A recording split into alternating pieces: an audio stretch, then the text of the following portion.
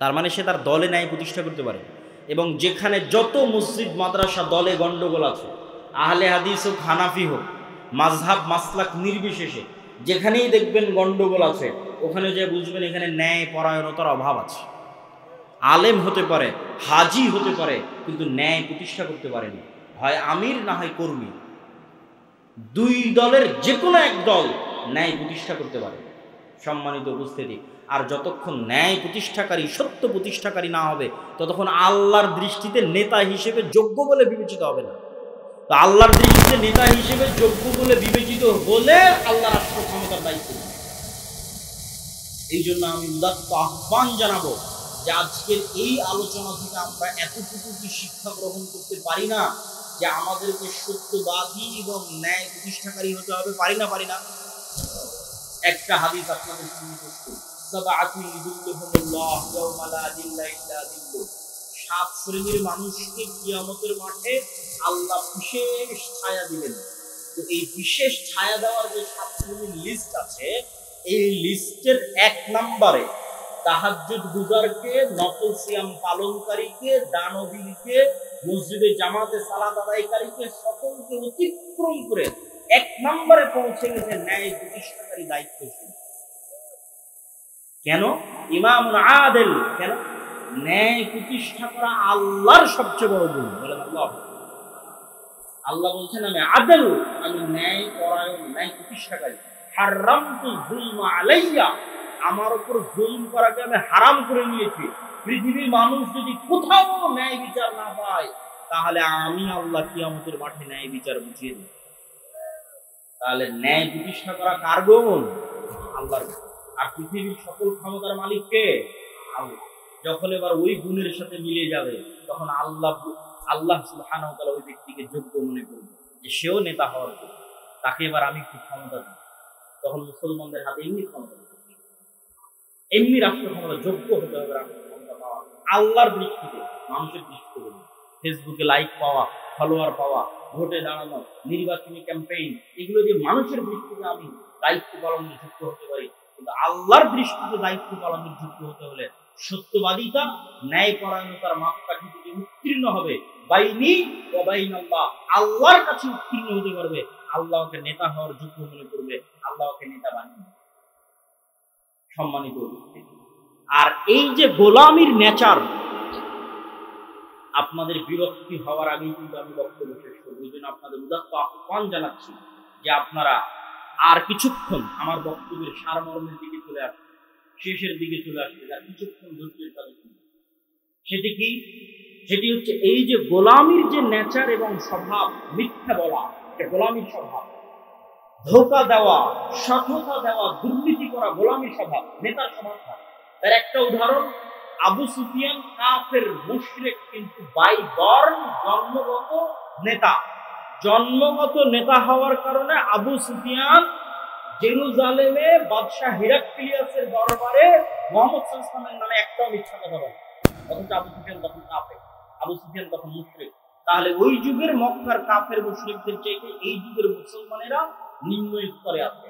আর এই গোলামির স্বভাবকে জিইয়ে রাখার জন্য যে মুসলমানদেরকে যে আমরা ইউরোপিয়ানরা 190 বছর ওদের মধ্যে গোলামির স্বভাব ঢুকিয়ে দিয়েছি, এই গোলামির স্বভাবটা জিইয়ে রাখার জন্য এদের মাথার উপর গণতন্ত্র চাপিয়ে দাও।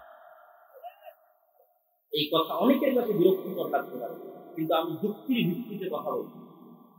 যুক্তির ভিত্তিতে বলে আমার বক্তব্য শেষ করি। গণতন্ত্র দিয়ে ইসলাম প্রতিষ্ঠা হবে কিনা এটা আমার আলোচনার বিষয়ই না। গণতন্ত্র পৃথিবীতে জাস্টিস, ন্যায় প্রতিষ্ঠায় ব্যর্থ একটা শাসন ব্যবস্থা। গত 16 বছর বাংলাদেশের মানুষের উপর জুলম, খুন, গুম, আয়নাঘর গণতন্ত্রের নামে তৈরি করা। আবার এখন ইসলামের নেতা নির্বাচনের যে পদ্ধতি, যে পরামর্শের ভিত্তিতে যোগ্য মানুষকে দায়িত্ব দিয়ে দাও, তো পরামর্শের ভিত্তিতে যে সরকার তৈরি হয়, সেই সরকারের ভালো মন্দ পরে, কিন্তু তাদেরকে যে নির্বাচন করা হয়েছে পদ্ধতিটা ইসলাম। তো যারা এই পদ্ধতির মাধ্যমে ক্ষমতায় আসলে দেখবেন তাদেরকেও সরিয়ে চোর, বাটপার, লুটেরাদের ক্ষমতায় বসানোর জন্য যে ট্রাম্প কার্ড ব্যবহার করা হবে সেটার নাম গণতন্ত্র। আর এই গণতন্ত্রের সবচেয়ে বড় কুফল মুসলমানেরা ভোগ করবে কি দিয়ে? সেটা হচ্ছে বিভেদ, হিংসা, বিদ্বেষ, মিথ্যা। গণতন্ত্রের মেকানিজমটাই এমন যে আপনি মিথ্যা না বললে এখানে টিকতে পারবেন না। তাহলে আপনার মধ্যে গোলামির স্বভাব জিইয়ে রাখার সবচেয়ে বড় মাধ্যম হচ্ছে পলিটিক্যালি আপনাকে গণতন্ত্রের কাছে বাউন্ড করবে। দেন আপনি বাই ডিফল্ট মিথ্যা বলবেন, বাই ডিফল্ট দুর্নীতি করবেন, বাই ডিফল্ট ধোঁকা দিবেন। আপনার গোলামির নেচার চলতেই থাকবে, সত্যবাদিতা ন্যায় পরায়ণতা বহুদূরের কথা। আর গণতন্ত্রের সবচেয়ে বড় ব্যর্থতা কি? গণতন্ত্র নিজে গণতন্ত্র প্রতিষ্ঠায় ব্যর্থ। কিভাবে গণতন্ত্র প্রতিষ্ঠায় ব্যর্থ? জনগণের শাসন মানে হচ্ছে গণতন্ত্র, কিন্তু এখানে জনগণের শাসন যে হয় না তার প্রমাণটা কোথায়? নির্ধারিত দল প্রার্থীকে মনোনয়ন দিবে। তো এমনও দল আছে যেই দলে টাকা দিয়ে প্রার্থীটা কিনে পাওয়া যাবে, আছে না নাই? টাকা দিয়ে প্রার্থী মনোনয়ন পত্র কিনে নিবে। তাহলে জনগণ যোগ্য প্রার্থী বাছাই করার আগেই প্রার্থী মনোনয়ন পত্র ম্যানিপুলেট হয়ে গেছে। দ্বিতীয় আর একটা কোথায় গণতন্ত্র দিয়ে গণতন্ত্র প্রতিষ্ঠা হয় না, সেটা হচ্ছে এই গণতন্ত্রের ভোট ক্যাম্পেইনের জন্য যত হাজার হাজার কোটি টাকার দরকার, এই হাজার হাজার কোটি টাকা বাংলাদেশের 18 কোটি জনগণের 80% জনগণ যারা মধ্যবিত্ত নিম্নবিত্ত তাদের পকেট থেকে আসা সম্ভব নয়। তাহলে হাজার হাজার কোটি টাকা দিবে কারা? এই দেশের শীর্ষস্থানীয় দুর্নীতিবাদ ব্যবসায়ী। তাহলে দল আগেই বিক্রি হয়ে গেছে দেশের শীর্ষস্থানীয় দুর্নীতিবাদ ব্যবসায়ী। তাহলে গণতন্ত্র, জনগণের শাসন কোথায় গেল? এবার আমি আপনাকে প্রকৃত গণতন্ত্র তুলে ধরি। আমি গণতন্ত্রের, যদি আপনি এক মুহূর্তের জন্য আমাকে বলেন যে আমি গণতন্ত্রের সাপোর্টার, তাহলে প্রকৃত গণতন্ত্র আপনার সামনে তুলে ধরি। প্রকৃত গণতন্ত্র এভাবে প্রতিষ্ঠিত হতে পারে, জনগণের শাসন। আমি ইসলামী খেলাফা, ইসলামী শাসন বলি, জনগণের শাসন প্রতিষ্ঠিত হতে। আপনাদের এই চাটখিল গ্রামের মানুষ এত বড় স্কুল, এত বড় মসজিদ, এত মাদ্রাসা পরিচালনা করতে পারতেছে। তো এই চাটখিল গ্রামের মানুষ এক জায়গায় একসাথে বসে পরামর্শের ভিত্তিতে তাদের গ্রামের নেতা নির্ধারণ করতে পারে না? পারে না? তাহলে চাটখিলে একটা নেতা নির্ধারণের জন্য গ্রুপিং, মনোনয়ন, ভোটের দরকার আছে। আপনারা যদি একসাথে একটা মসজিদ চালাতে পারেন, একটা স্কুল চালাতে পারেন, তো একসাথে বসে নেতা নির্ধারণ করতে পারবেন না? খুব সহজ। পরামর্শ যখনই আসবে তখনই সহজ। আর যখনই একজন দাঁড়িয়ে বলবে এই আমি মসজিদের সভাপতি হবো, আমাকে কে কে ভোট দিবা, তখন গন্ডগোল, গ্রুপিং শুরু হবে। আর একজন দাঁড়িয়ে বলবে আমি মসজিদের সভাপতি হবো, আমাকে কে কে ভোট। আর যখনই দুই গ্রুপ হয়ে যাবে এবং দাঁড়িয়ে যাবে, তখন এবার টাকা দিয়ে ভোট কেনা শুরু হবে। তো যখন টাকার ভিত্তিতে ভোট বিক্রি হবে, তখন সত্য ন্যায় থাকলো না মিথ্যুক ধোঁকাবাজে পরিণত হলো? মিথ্যুক ধোঁকাবাজে পরিণত। আমি রূপগঞ্জে দেখেছি এবারের নির্বাচনের সময়, রূপগঞ্জে যে প্রত্যেকটা মানুষ টাকার কাছে ভোট বিক্রি করে দিচ্ছে এবং সব প্রার্থীকে বলতেছে আমি আপনাকে ভোট দিব। তখন আমি আর একবার রিয়ালাইজ করলাম এরা তো সব বানু ইসরাইল, এবং গণতন্ত্র এদেরকে বানু ইসরাইল বানাচ্ছে। শতভাগ মিথ্যুক, শতভাগ দুর্নীতিবাজ একটা কম তৈরি হচ্ছে। তাহলে শতভাগ মিথ্যুক, শতভাগ দুর্নীতিবাজ একটা কম কিভাবে কল্পনা করতে পারে আল্লাহ তাদেরকে ইসলাম প্রতিষ্ঠার জন্য মনোনীত করবে? কেমনে কল্পনা করতে পারে যে আল্লাহ তাদেরকে ইসলাম প্রতিষ্ঠার জন্য মনোনীত করবে? কেমনে? অসম্ভব, ইম্পসিবল। পৃথিবী উল্টে গেলে অসম্ভব এটা হবে। তাহলে একটা ছোট্ট একটা গ্রামের একটা নেতা নির্ধারণের জন্য গ্রুপিং এর দরকার নাই, মনোনয়নের দরকার নাই, কিচ্ছুর দরকার নাই। একসাথে গ্রামবাসী বসে তার নেতা নির্ধারণ করবে। সব একটা ইউনিয়নের সব গ্রামের নেতা একত্রিত হয়ে তার ইউনিয়নের নেতা নির্ধারণ করতে পারে। সব ইউনিয়নের নেতা একত্রিত হয়ে তার উপজেলা, উপজেলা একত্রিত হয়ে তার জেলা, জেলা একত্রিত হয়ে তার দেশ। নিচ থেকে যখন উঠে আসবে তখন গণতন্ত্র, উপর থেকে যখন চাপিয়ে দেওয়া হবে তখন এলিট ক্লাস, দুর্নীতিবাদ, ব্যবসায়ীদের শাসন প্রতিষ্ঠা হবে। এটা বাস্তবতা, এটা হিস্ট্রি, এটা হচ্ছে এস্টাবলিশ ট্রুথ, সত্য। সম্মানিত উপস্থিতি, তাহলে মুসলমানদের এই যে মিথ্যার কালচার, দুর্নীতির কালচার, এটা থেকে বের হয়ে আসা একটা পলিটিক্যাল উপায় হচ্ছে গণতন্ত্র থেকে বের হয়ে আসা।